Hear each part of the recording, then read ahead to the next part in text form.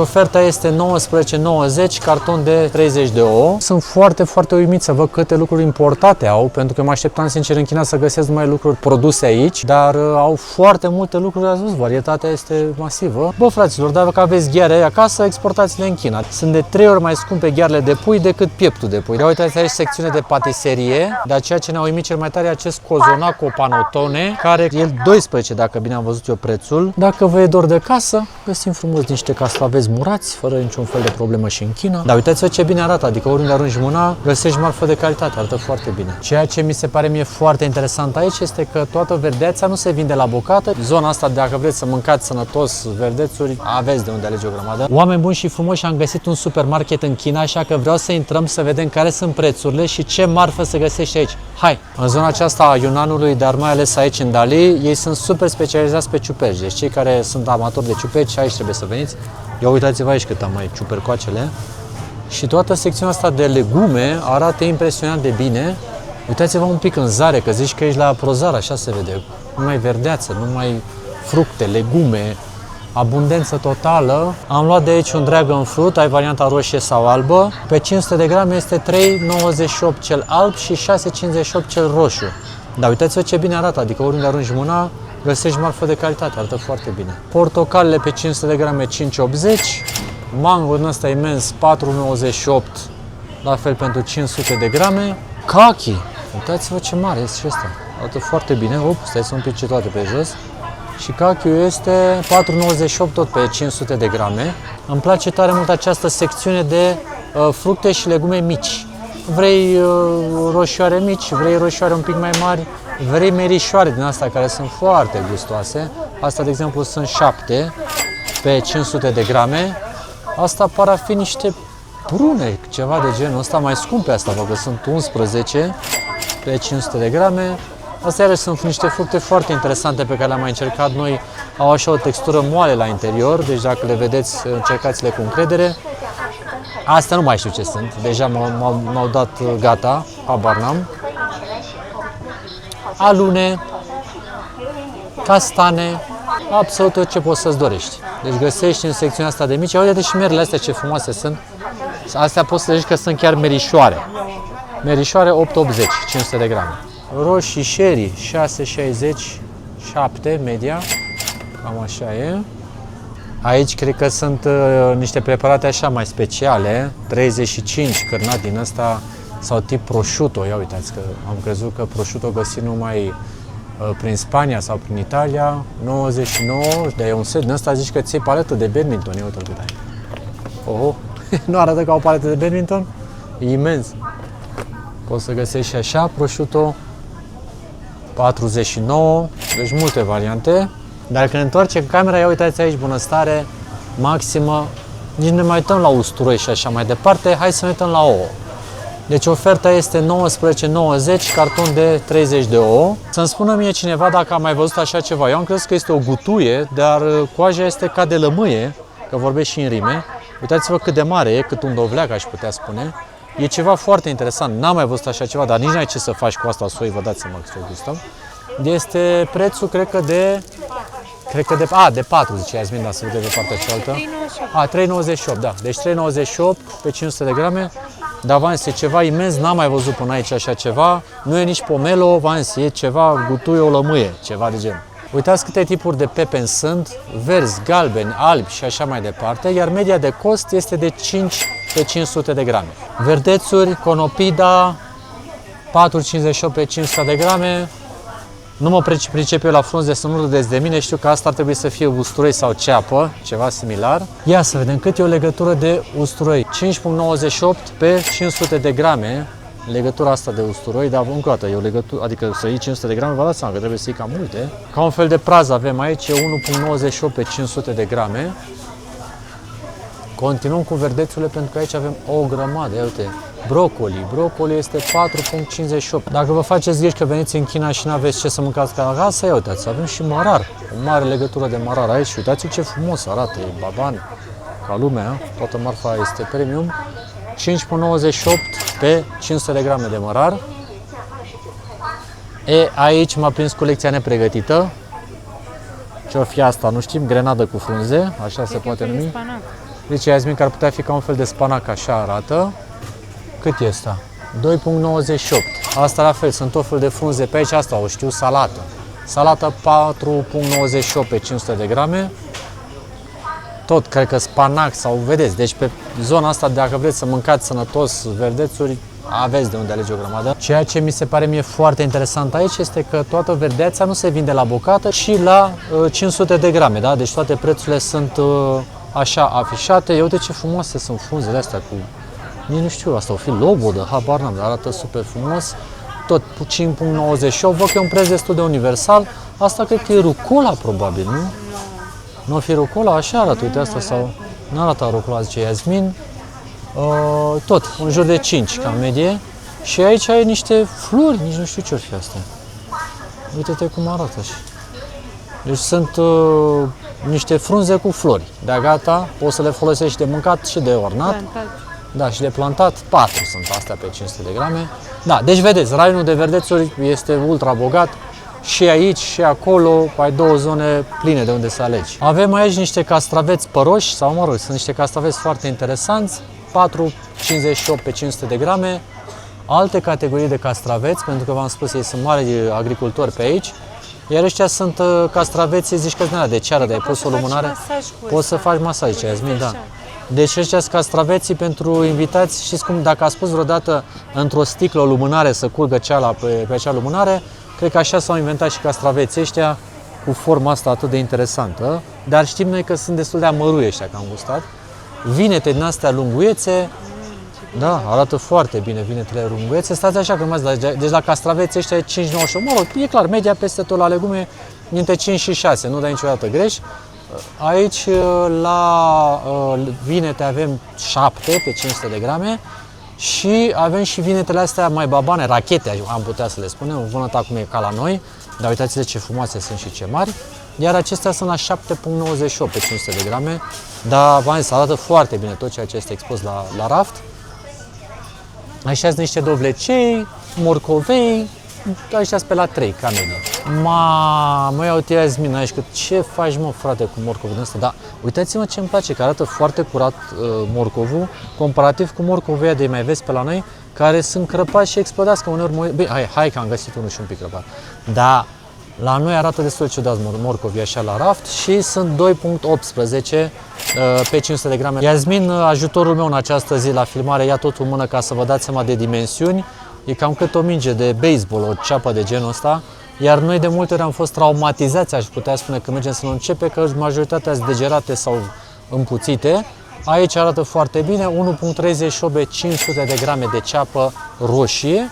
Și uitați-o și pe asta albă ce bine arată. Eu zic că e problematic aici dacă vrei să iei cantități mai mici la cât de mari sunt. Asta albă cred că e 1,38, iar altă roșie e 1,98, hai să zicem o medie de 1,5 pe 500 de grame de ceapă. Merele se poate să fie importate, uitați-le ce bine arată, sunt 5,98 pe 500 de grame, dar chiar sunt bine, asta nu arată așa de bine, dar majoritatea chiar arată ok. Pieptul de pui 9 pe 500 de grame, pulpițe 9 pe 500 de grame și atenție, surpriza zilei.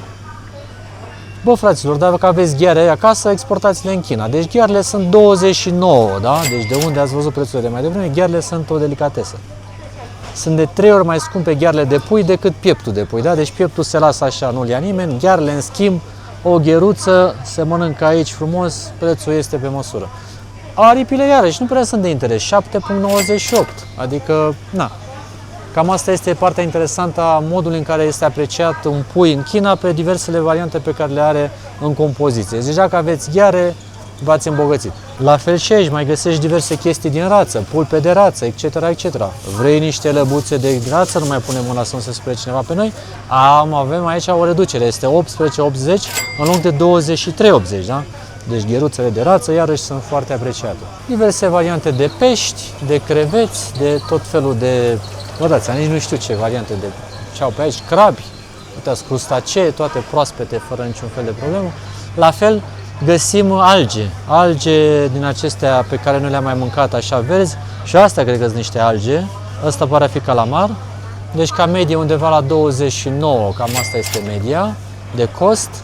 Ăștia ar fi pirania, așa arată, după gură. Hai să vedem, mă mușca dacă bag degețelul. glumesc, vă dați seama, nu știu, vor fi Piranha, dar forma asta bombată așa mă duce cu gândul. Și uite-l și pe ăla ce frumos e, ce lung e, cred că are vreun metru lungime. Mici caracatițe, dacă aveți poftă, da, la fel de bine putem să le găsim aici. La 49 ar fi prețul întreg, dar astăzi sunt la ofertă 29,80 dacă aveți cardul, glumesc, nu știu ce card. Așa, găini. Găini întregi. Aici valoarea, v-am zis, aici asta. Deci restul, uitați, valoare maximă. Găinile negre sunt cele mai apreciate pentru că sunt ceva special. Astea galbene așa și așa. La găină 11, 12, cam asta e media de cost. Deci se pare că aici nu prea se diferențiază aia neagră, dar noi așa am auzit, că aia ar fi mai scumpă. Pentru amatorii de scoici, aici puteți să vă delectați maxim gusturile, pentru că avem de toate genurile, adică din astea micuțe de care îmi plăceau mie și în Vietnam. Pentru cei mai mufturoși avem și stridii, acolo sunt gata ambalate și sunt multe acvarii unde poți să-ți iei ce vrei tu. Uite, ți iei frumos paletuța asta, ai luat. Deci media e undeva la 9, cam așa, 12 la scoici, da, din punct de vedere al costurilor. Deci astea sunt lame de mare, așa le spune în traducere libere. Au și niște mega scoicoci pe aici, scoici cu verde, melci și tot ce vă doriți. Da, scoici albastre, deci nici nu mai știm ce putem să enumerăm aici, dar ca o medie iarăși undeva la un 6-7 pe 500 de grame. Aici se practică foarte mult dacă ai niște invitați să iei niște carne din asta așa la seturi, deci ei nu fac mici, ei au un set de genul ăsta, da? Și îl pui frumos la prăjit, sunt niște feliuțe așa de carne foarte subțirele, pe care le pui pe o plită și servești invitații și poți să iei diverse seturi de genul acesta, care sunt și destul de scumpe, adică se vede, sunt undeva la 40, 42, deci seturile astea sunt alea, cum să vă zic eu, e marfa aia bună când o pui pe masă, deși vedeți că nu sunt cantități mari, dar sunt așa ceva pur la bombuș, așa selectate. Ia uitați aici secțiune de patiserie, dar ceea ce ne-a uimit cel mai tare e acest cozonac cu panotone, care cred că e 12, dacă bine am văzut eu prețul, așa că el arată destul de bine gen șocolat, așa dacă sunteți amatori de dulciuri pe acasă, deci cred că prețul este imbatabil. Și uitați-vă ce mai găsiți pe aici prin rafturi. Avem și niște boxe din astea difuzoare, ce se întâmplă pe aici, adică el lasă o treabă din asta așa, care zice pe repeat un mesaj de te nebunește. Dar per total, uitați-vă ce bine arată și marfa din punct de vedere al patiseriei. Hai să vedem cât e o sticlă de lapte. Uite, 9,90. Avem la fel de bine și ofertă la iaurturi, ia uitați-vă aici, tot 9,90, un set de 6 iaurturi, care sunt din acestea simple, pot fi și cu arome.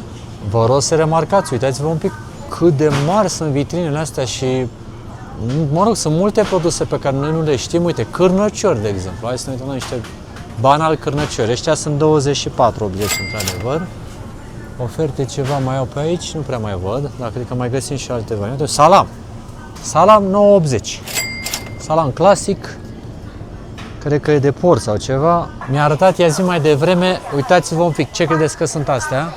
Ia să vedem. Bere de ciuperci sau ce-o fi asta? Zeamă de ciuperci, nu-mi dau seama că noi am văzut că ar avea și alcool. Uitați, 4.1. Da, deci 4.1. Deci poți să-ți iei o mega doză de ceva cu alcool pe bază de ciuperci. Deci este bere craft, da? Cu aromă de ciuperci. De avans e babană, adică ai ceva de luptă cu ea. O pungă de chipsuri e undeva cam la 7. Lay's. Și ai de unde alege. M-am dat așa o medie generală. Asta nu știu ce poate să fie aici, tot în secțiunea de chipsuri, sunt imense. Dar eu sunt disperat că ei n-au pufuleți. Deci dacă ar fi fost și ăștia pufuleți, au pufuleți iar atunci, unde? Păi n-au pufuleți ca ai noștri, de-aia zic, da, dar nu sunt pufuleți, sunt așa ca din aia, un fel de chipsuri astea. Vreau pufuleții aia noștri clasici, autohtoni, de la gustul aia, mamă ce-mi lipsesc, chiar nu-i găsesc. Popcorn ăsta la sticlă, dacă vrei să faci o distracție, ia. Dacă vă e dor de casă, găsim frumos niște castraveți murați, fără niciun fel de problemă și în China, 16,80. Ca să mai avem niște repere comparative, un Snickers, 4,90 și au toate genurile de variabile pe aici. Vă vedeți că sunt multe chestii pe care nu le-am mai văzut. Un M&M's 5,90, un batonaj din acesta și alte tipuri de produse precum gumă care seamănă cu Orbit, dar nu cred că este Orbit. Este undeva cam la 12 un tub de genul ăsta. Zice Iasmin că ar fi Orbit. Ca reper eu sunt foarte, foarte uimit să văd câte lucruri importate au, pentru că mă așteptam sincer în China să găsesc numai lucruri produse aici, dar au foarte multe lucruri, ați văzut, varietatea este masivă. Set de 6 doze Coca-Cola sau Sprite este 15,80, sau 7-Up-ul la 14,80 sau Mirinda. Da? Deci cam asta e pe baza de carbogazoase. Văd că fac și niște amestecuri din acestea de tip 1+1, care este la prețul de 12,80. Pentru amatorii de vinuri, nu știm noi foarte multe să recunoaștem pe aici, dar din ce vedem poți să găsești la 17,80, ceea ce nu știm exact cam care e situația. Dar din ce văd așa ochiometric, e undeva la 70 80 o sticlă de vin, dar se vede că ai o grămadă de unde alege. Ia vezi, bine, poate vezi ceva și din România, import, să vedem dacă e ceva de pe aici. Nu ne sare nimic în ochi deocamdată, dar nici nu prea ne pricepe noi la vinuri foarte bine. În schimb, întoarcem camera și ajungem într-o secțiune mai cunoscută, la bere. Și bere, poate vă place Tuborgul, ia uitați-l. Da? Deci avem Tuborgul la 5,9, se pare că e ofertă sau ceva de genul ăsta. Însă mi s-a părut foarte, foarte drăguț cum poți să-ți iei, dacă vrei, și o doză mai profesionistă de bere. Uitați. Asta are 1 litru, n-am mai văzut așa ceva. Adică stați să o vedeți așa dacă o țin. E măricică, cu ursul panda și la fel de bine au mai multe variante. Deci asta e la 15,80. Au Corona la 8,8. Blanc. Deci, și bere cu cânepă. Bere cu cânepă, deci poți să alegi, ai multe variante. Bineînțeles, pe aici tărie, țuici din astea de ale lor, dar nu știm noi, nu ne pricepem, uitați-vă un pic ce pe aici. Adică au, ce să, nici nu știm la ce să, lăsăm așa camera ușor să meargă, poate vă sare ceva în ochi și vă puteți uita și la prețuri. Dar zona asta, clar, ne este necunoscută. Ăla sigur nu este lichid de dezaburire a parbrizului pe timp de iarnă, ci au alcool din ăsta, e autoiubire, deci nu e apă plată, stai liniștită. Iasmin zice că brandingul la berea asta este foarte, foarte funny. Polar Beer. Polar Beer, arată ca un butoi, deci varietatea este incredibil de mare. Uite și asta cu pinguinul. Și toate sunt beri craft. Și ai bere craft și sunt, vedeți, adică poți să-ți iei lemn, da, ia uite. Și arată super fain. 9,90, da. Deci eu zic că la o medie din asta cam la un 10-15 la berile astea mari, la 1 litru te încadrezi, da? Ia uite și aici are beri din asta cu ciuperci, ceva local probabil. Ia, vindecile 38. 38, deci vindecile 38 e super bine, zicem noi. Doamne, deci uite cât e standul ăsta. Nici nu știu la ce să mă uit mai repede. Inclusiv vând semințe, da. Uite, pentru amatorii de semințe au o varietate exagerat de mare de semințe. 6,9 și da, să știți că poporul chinez stă la colț de stradă și toacă semințe. Avem și ulei de măsline, care sigur că da, este mai scump, e 119, da, deci asta e marfă 1 litru 600, ce drept, așa este. Și diverse variante de uleiuri, dar vreau să vedem dacă găsim de floarea soarelui, că ăsta pare a fi ulei de pește, ulei de flori, de alune, de rapiță, de porumb. Uite, asta afară de floarea soarelui, 72,90 la 5 litri, da? Deci e cantitate zdravănă. Dar la fel, uitați-vă un pic în zare. Uitați-vă un pic. Nu știu cum am nimerit noi în supermarketul ăsta, dar vii aici și nu știi ce mai, adică, e altă variantă de ulei din ăsta de floarea soarelui. Deci găsești de floarea soarelui și de urmă și de rapiță și de tot ce vrei. Suntem foarte curioși să ne spuneți cum vi s-au părut prețurile de aici. Mie ceea ce mi s-a părut foarte, foarte interesant a fost că am filmat în tot supermarketul cu camera la vedere și nimeni n-a spus absolut nimic. Adică asta mi se pare de-a dreptul fascinant. Personal mult. Și era foarte mult personal, într-adevăr, în jurul nostru. Deci lăsați-ne și nouă un comentariu să ne spuneți cum vi se par prețurile de aici din China și mai ales cât de multă marfă ați văzut pe rafturi, pentru că noi am venit cu niște așteptări destul de limitate, sincer, și ni se pare că așteptările ne au fost depășite. Acestea fiind spuse, nu uitați să ne dați și nouă un like, un subscribe, un comentariu și până data viitoare noi vă pupăm cu foarte mare drag.